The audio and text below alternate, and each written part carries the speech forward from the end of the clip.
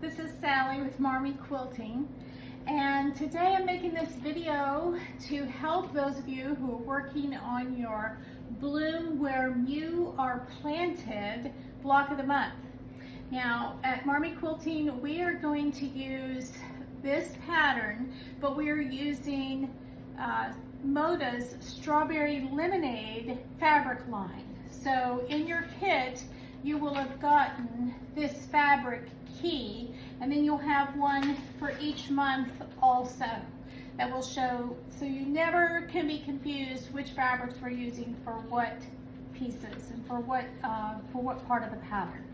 So for today though, we're going to be working on block 2 or month 2, and that is the Honeycomb Bloom block. And I'm making this video because some of you haven't done English paper piecing before, and this is going to be new for you. This is a skill building block of the month, and so we're going to be learning a lot of things as we go forward. So for right now, let me explain a little bit of the background of where we're going with this English paper piecing. So we used in this diagram,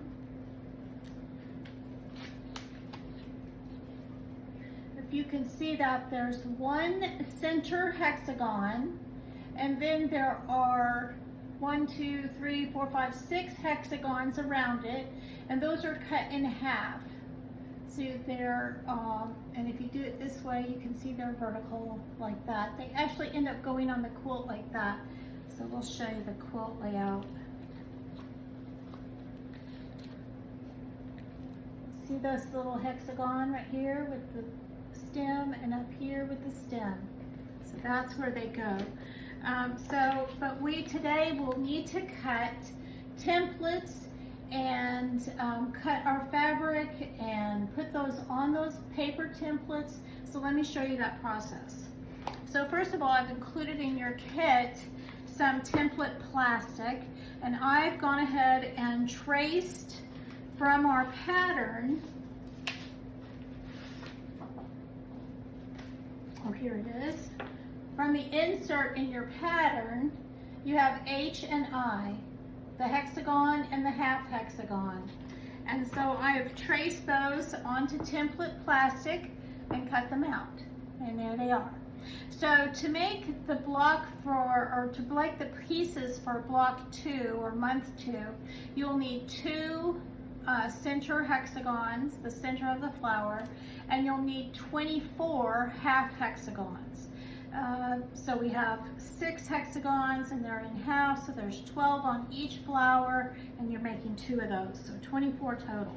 So I've also included in your block of the month kit cardstock, and so you can see what I've done here is I have gone ahead and drawn, or I should say traced, the templates onto the cardstock, and I have enough here for 2 whole ones and 24 half hexagons.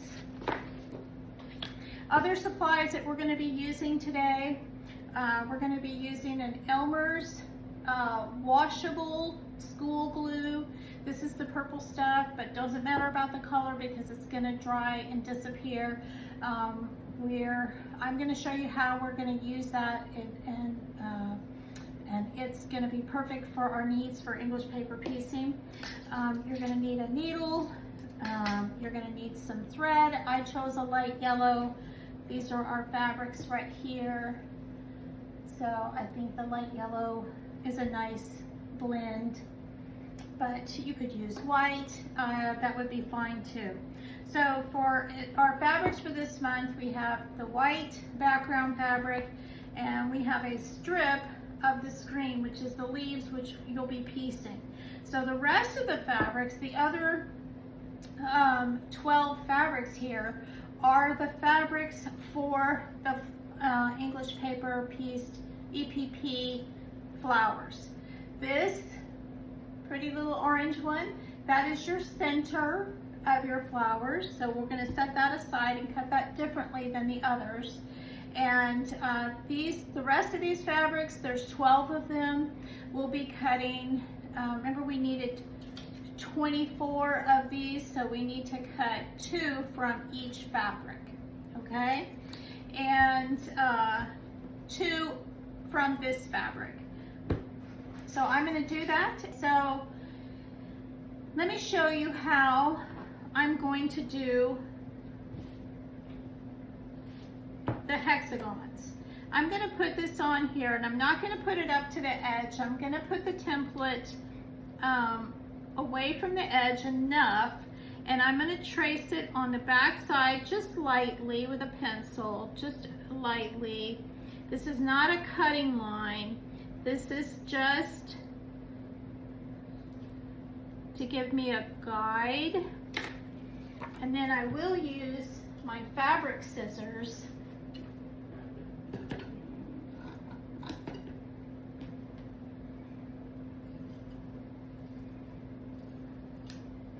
making sure that I've left at least 1/4 of an inch all the way around. So now, if I have, I'm going to use my paper scissors to cut out one of these.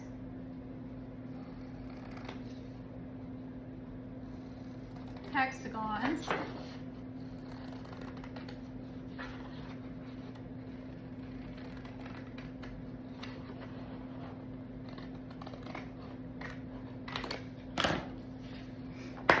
And that is going to be laid right on there. Now what I can do now is take just a little bit of my glue, just a dab, and put it on the center,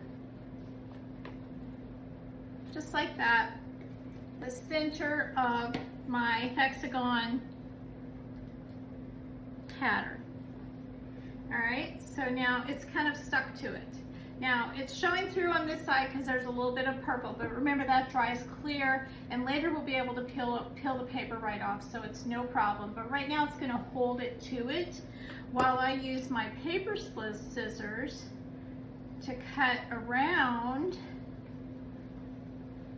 And I'll kind of get this up here where you can see. And I'm leaving about, I'd say it's a little more than 1/4, probably more like 3/8 of an inch going around.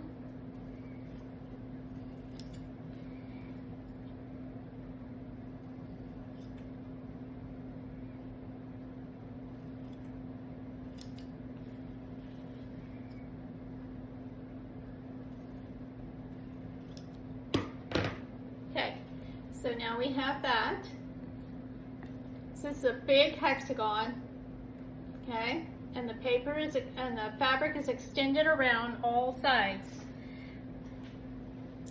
If your cutting wasn't perfect, that's okay, as long as you've left at least 1/4 of an inch, and a little more would be a good idea. So now we're going to take one side and we're going to roll up our glue stick just a little, and we're not going to use the bottom, we're going to use the edge of the glue. And we're not going to glue at the edge of the paper. We're going to glue a little bit in from that. Ooh, I may have put too much on there. Okay, I want you to see what I did. Okay, so it's a little bit in from the edge. And now I'm going to fold with my fingers the fabric up over that edge.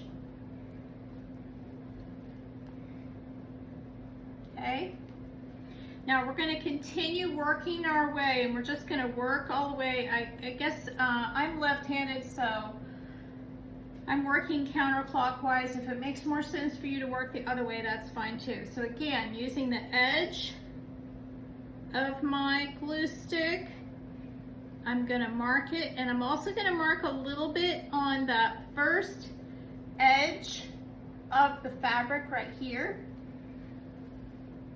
And then I'm going to fold this up. We don't want to use a ton of glue because we don't want to have glue end up being on our fingers and getting on our fabric. So right now my fingers are clean and I want to keep it that way. But we've got nice two little edges, and I'm going to continue on.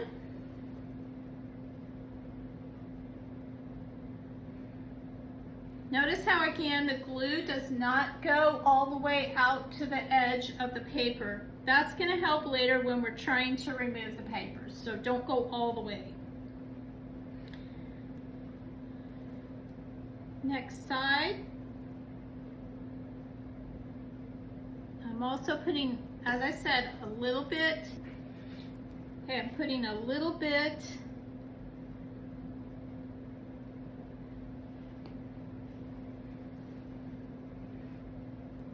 on the edge of the fabric also where it's folded. Okay, and I'm going to keep going.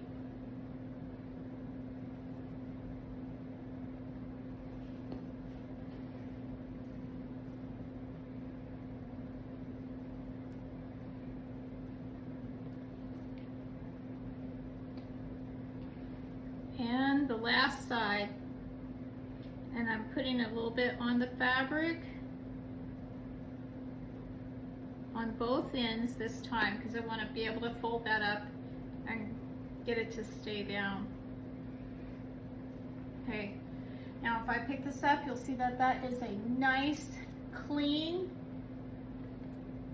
point hexagon, and that is the first one of 24. So I'm going to cut all of the rest of my hexagon.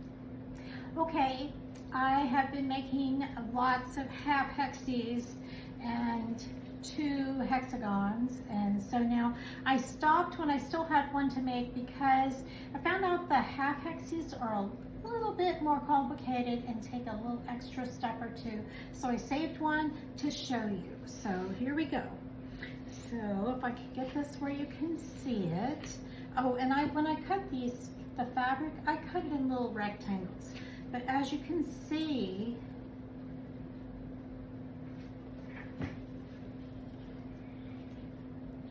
they fit with room to spare all the way around, okay? So that just made it easier than trying to cut the half hexies, but we will in just a moment. So first I'm going to take a little glue stick and put a dot of glue on the back, and then on the back of my fabric I'm going to stick that. So now that's in place with the paper glued to it.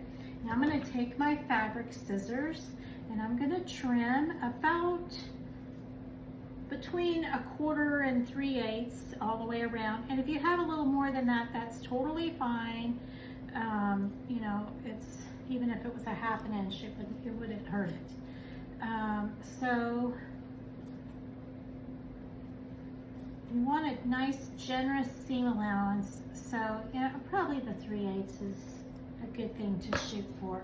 Okay, so now I have that trimmed all the way around my paper pattern and my template. And so there is a method to dealing with these. If you'll notice these hexagon angles, that is 120 degrees, okay? So they're all 120 degrees. But when we cut this thing in half now we have very sharp angles, and those are 60 degrees. And because of those sharp angles, it's going to take an extra step when we're glue basting our fabric to our paper. So I'm going to start on a short side next to the long side. So I'm going to start right here, and again I'm using the side of my glue. So I'm going to put a little bit on the fabric and then continue across that edge. And by the way, don't do more than one side at a time, just one side at a time. You need it because the glue has to be on the fabric when you fold it. So I'm going to bring that up. Okay, there we go. That's one side. Now, again, I'm doing these 120 degree angles first, and they're going to go very smoothly, putting on that glue and folding it up. That's good. Nice crisp edges. I'm gonna do this third side.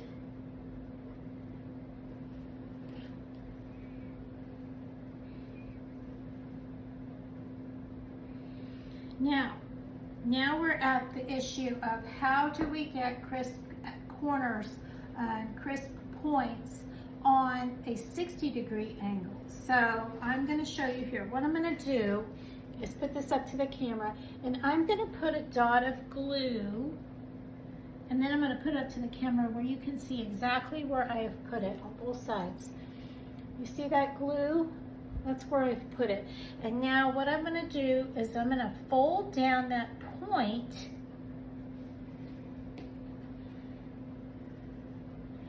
on both sides. And I'll show you again what that looks like. See those points folded in on that bottom seam allowance, okay? And now I'm going to apply my glue on the fabric, across the paper, and on the other side of the fabric, all the way across, like that, okay? And now we're going to fold it up, keeping those points that we folded in earlier in place. You might have to hold things down with your fingers for a couple of seconds to get the glue to stick, especially on those tight corners. And there you have it. They're done, and this side looks nice, and they have nice sharp points. So now that is all 24 of my half hexies made, and my 2 center hexies. So now I'm ready to start sewing. Flower, here's the last piece right there, I just knocked it off. Okay, so there we go. I've kind of played around with the colors until I find a combination that I like. And so now I'm ready to begin sewing. So the first thing I'm going to do is I'm going to sew these half hexies together. So there will be 6 seams that I will sew. And the way I'm going to do that is just with a needle and a thread, and I'm going to do little whip stitches, and I'm going to make sure I have a knot at each end and hide my threads, bury my threads in the seam allowance so that we won't have any threads showing on the final product. But so the first thing, like I said, sew those long seams of the half hexies together, and then we'll come back and we'll begin sewing one by one the angles where they meet, okay? And so in order to sew them, I'm going to pick up 2 that I want to go together, and I'm going to put those long edges together. And I don't have a needle thread right now, but you can see that I would just, I've got the paper in there and I don't want to stitch through the paper. So I'm just going to be catching a couple of threads of the fabric on both pieces, and then doing a little whip stitch, pull it, and then take another one and just work my way down. Probably about, the more stitches you take, the better. Probably about 1/8 of an inch for every stitch. Again, you're only catching a couple of threads each. You know, each time you go through both the one piece and the other. And of course I've got the right sides together, and so then one side, open it out. My thread, my stitches, if I've made them small enough, they should be invisible.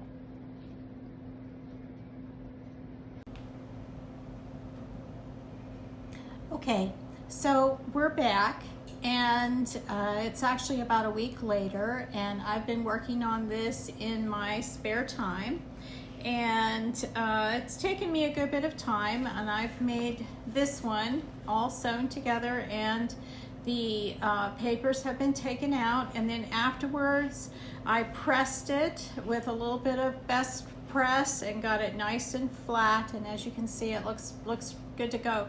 So this piece is ready to applique onto our background. And I'm going to set that to the side though, so because I'm going to show you, I left this one slightly undone. I've got one seam left to go here, and I wanted to show you how to do that. And you can see this is kind of stiff. It's still got the papers in it, but let me show you. I'm going to get about 18 inches of thread, and I'm going to take that piece of thread and put it between my fingers like this. Let's see. Can you see the little thread sticking out there? I'm going to close my fingers over it, and then right where that thread is, I'm going to put the eye of my needle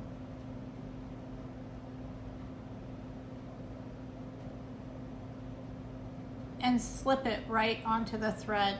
I have found that is a much easier way for me to thread a needle.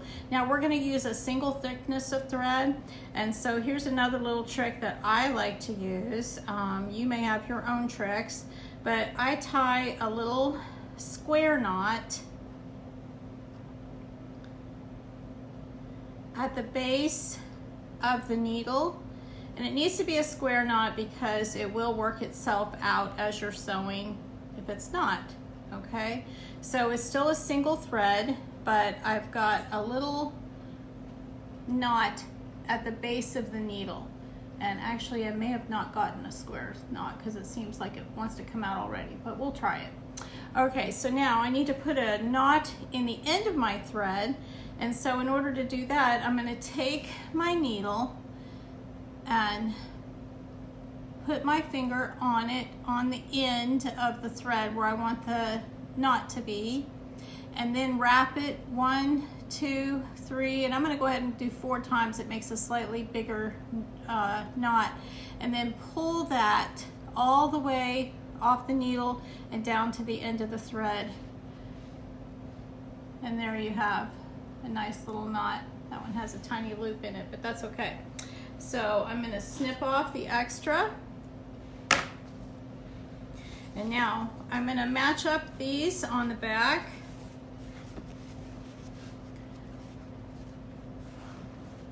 And get my edges even. Now I'm not just going to start sewing at this tip. What I'm going to do is I'm going to come in through the folded seam allowance and poke my needle out at the top.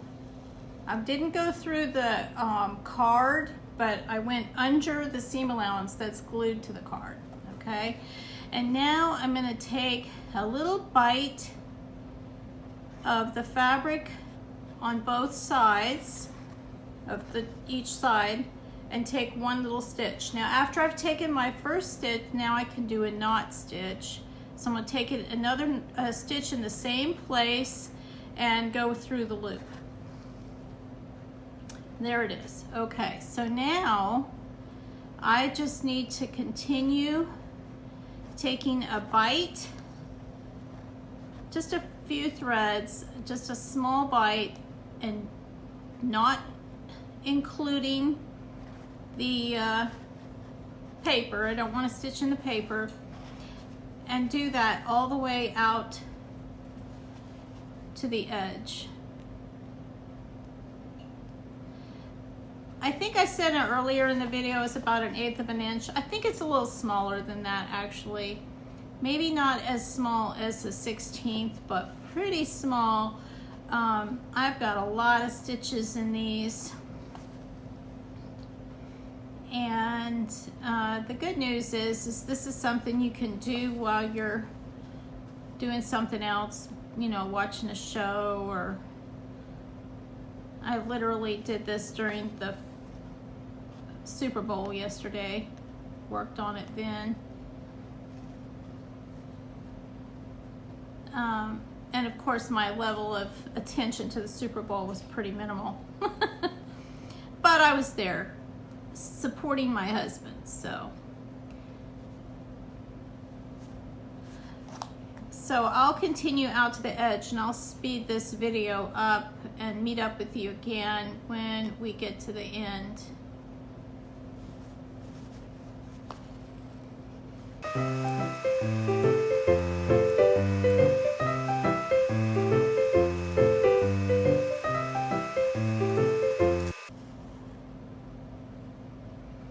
Okay, I'm once again getting to the end here,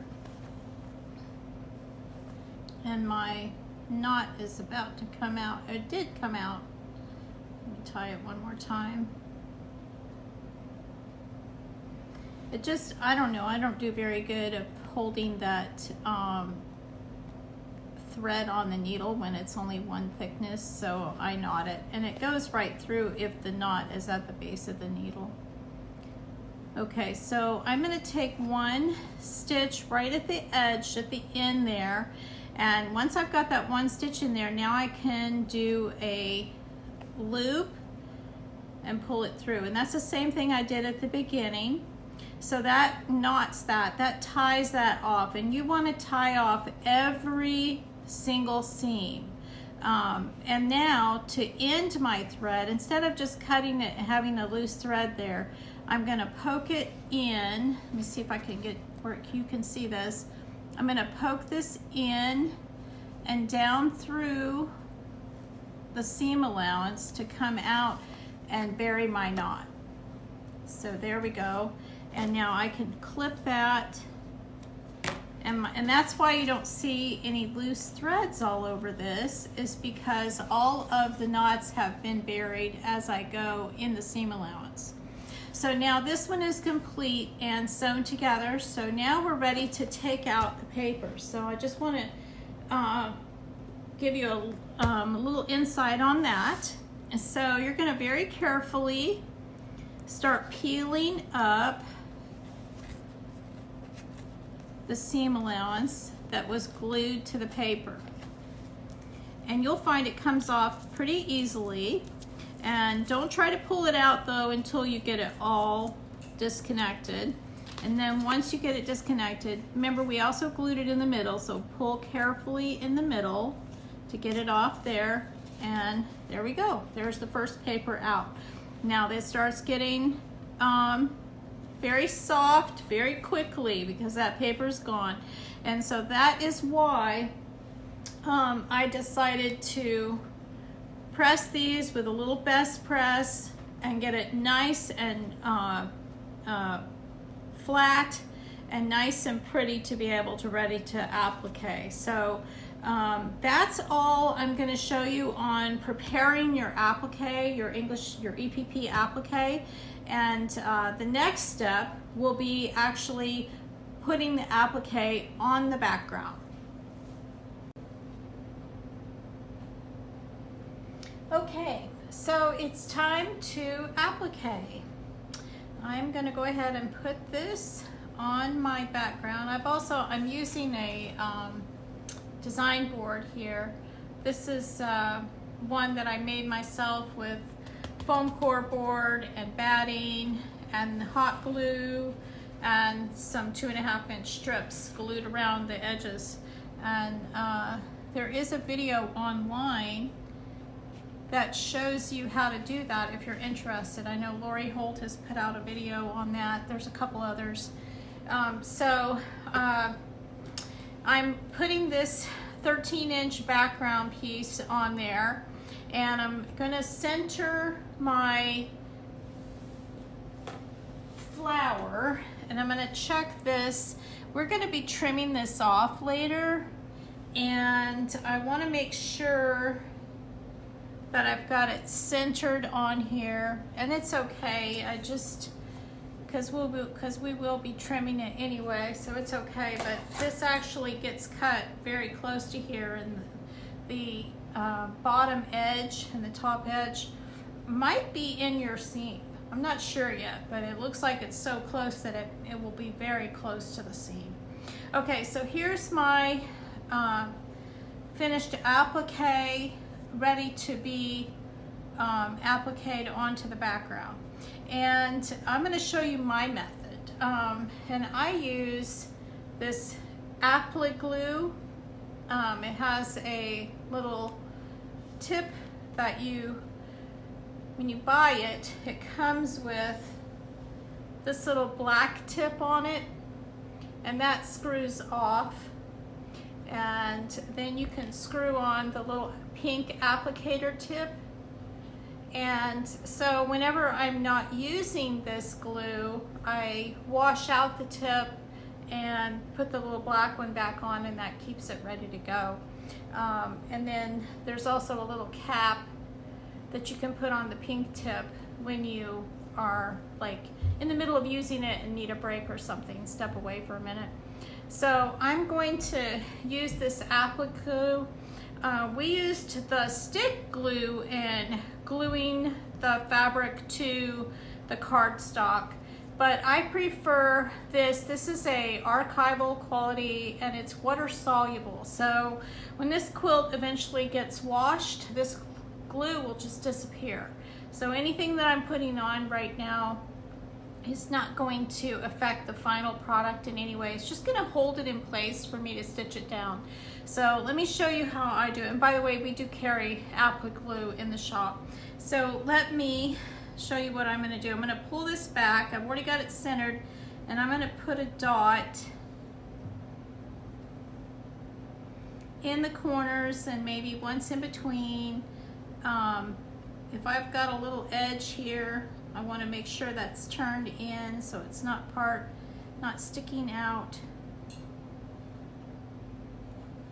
And you can see how small those dots of glue are. They're very small. And I'm going to just fold that back down, putting that edge under. And I'm going to do that all the way around here.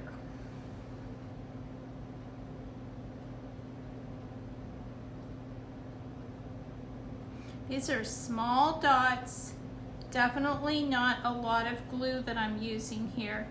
And it can soak through your background and get stuck to your design board, but even if it does, it usually comes off pretty easily. But obviously the smaller the dot, the better here. We want to hold it, but we don't want to saturate. And got another little edge sticking out there. I want to get that under.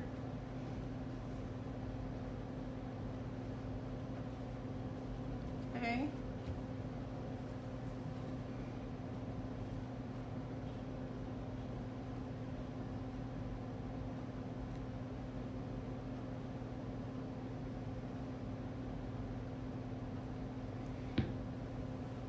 Fold that down.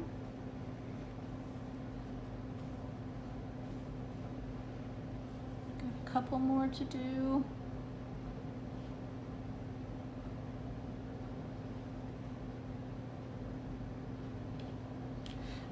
I didn't put any glue in the center anywhere in here, and I just don't think it's necessary. This is all sewn together, and then it's all going to be sewn around the edge, and it's going to be held in place quite well. And of course, when you quilt the quilt, there will be quilting in this area as well. So I don't see any need to use any glue other than along the edges where I will be appliquing or stitching them down with an applique stitch. Let's see, I did that one. Okay, so I've gone all the way around, and that is all of the gluing. Now I took a scrap, just a little tiny scrap, and played around with different applique stitches on my machine. So I've got 3 here. I've got one along this side, which is I think easier for you to see because it's double stitched out here, and then it goes double stitch inside, and that's very obvious, and that's one type of an applique stitch. Here's another one that had a double stitch out here. That means it went to one forward and back and then over. And then here's the one that I settled on, this one that I think it looks the least obtrusive. and it's just a tiny 2 stitches forward and 1 stitch over, 2 stitches forward and 1 stitch over, and I like how that looked. Also, I settled on using white fabric. I'm matching the background rather than the foreground. I could have used, originally I was going to use that yellow, but I decided against it. So let me show you what the other one looks like. So this one, it's stuck in a couple of places to my design board. There we go. That's good. I got it off. I'm going to set that to the side, let it dry a couple more minutes. But this one is already appliqued, and you can hopefully see that applique stitching. So right along this edge. Now when you're doing this applique, this particular stitch, you could do this by hand, you could do it on your machine. I chose to do mine on the machine, and I chose to use a traditional applique stitch. Some people call it a blanket stitch, all the way around, where you're actually stitching on the outside of the applique, and then every couple stitches it takes a stitch in and grabs a bite of the applique. And because these are all straight edges and you just have to pivot every so often, it's actually a pretty quick job of appliquing this on the machine. And you may prefer to do it by hand, and that's your choice. I kind of like the outcome with the machine, and I love the fact that it was quick. So that is my almost finished applique block, because now we need to trim this to 12.5 inches. So I'm going to put this here and get my 12.5 inch ruler. Thought I had a different one, but I didn't see it. So if you notice, this one is one I used for t-shirt quilts, but it has a marking, a 1/4 inch marking on there, and I want to make sure that the top to the bottom here is centered and the left to the right is centered on here. So I'm looking probably right about there, and I'm going to be taking off a little bit in a couple places. But so she has you cut these at 13 inches square, and then after we're done appliquing, we're trimming them down to 12.5, and that's a really good idea when you're working with applique, because when you're sewing it, especially if you're sewing it by hand, it's easy to stretch things a little bit. And so here's my little pieces. Whoops, I've got a couple edges there that I'm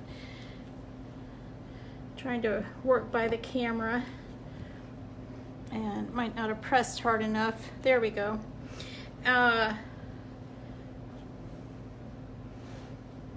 One little thread here. There is our 12.5 inch block.